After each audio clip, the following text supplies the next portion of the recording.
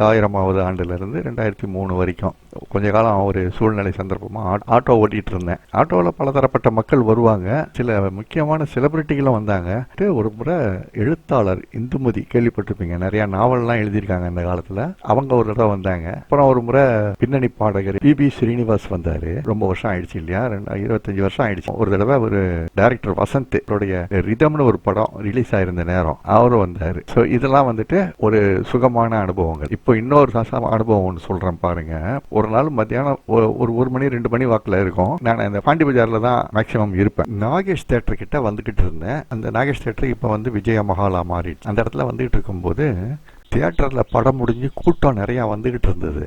அப்போ வந்துட்டு இருக்கும்போது டக்குன்னு ஒரு பையன் வந்து குறுக்க கையை நீட்டினான். பையனாக்கா ஒரு 20 வயசுக்குள்ள இருக்கும். ஆள் பார்க்கறதுக்கு நல்லா டீசெண்டா அழகா பேண்ட் ஷர்ட் போட்டிருக்கிறான். பையன் ஓட்டமும் நல்லா இருக்கு, நல்லா அழகா தெய்வ கடாட்சமா குங்குமப்பூலாம் வச்சிருக்கான். சரி, நல்ல பையனா இருக்கான் அப்படின்னு சொல்லி நானும் நினைச்சிட்டு சரி வண்டியை நிறுத்தலாம், நம்மளுக்கு என்ன ஒரு சவாரி. அவன் ஏறுறான், பின்னாடியே இன்னொரு 3 பேர் கும்பலா ஏறுறானுங்க. ஸோ மொத்தம் ஒரு 4 பேர் ஏறினானுங்க. ஆனா அவனுக்குள்ள ஒரு பரபரப்பு தெரிஞ்சது. என்னடா இவ்வளோ பரபரப்பா இருக்கானுங்களே அப்படின்னு சொல்லிட்டு பார்த்தா அவன் என்ன சொன்னான், வெஸ்ட் மாம்பலம் ரயில்வே ஸ்டேஷன் வரைக்கும் போயிட்டு அங்க ஹைகோர்ட் போனோம், எவ்வளவு ஆகும்னு கேட்டான். ஒரு 60 ரூபாய் கொடுங்க. 60 ரூபாங்கிறது அந்த நேரத்தில் அதிகம் தான். அவன் சரின்னு ஒத்துக்கிட்டான். போய்கிட்டே இருக்கிறேன். எனக்கு முன்னால ஒரு ஆட்டோ போகுது.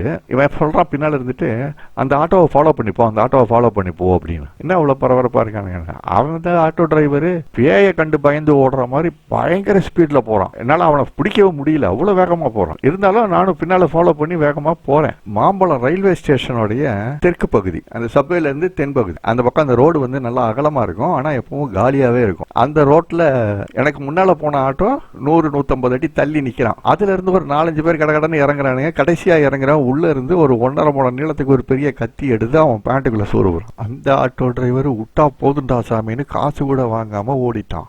இவனுக்கு பேசிக்கிறானுங்க, யாரு என் வண்டியில வரவனுங்க.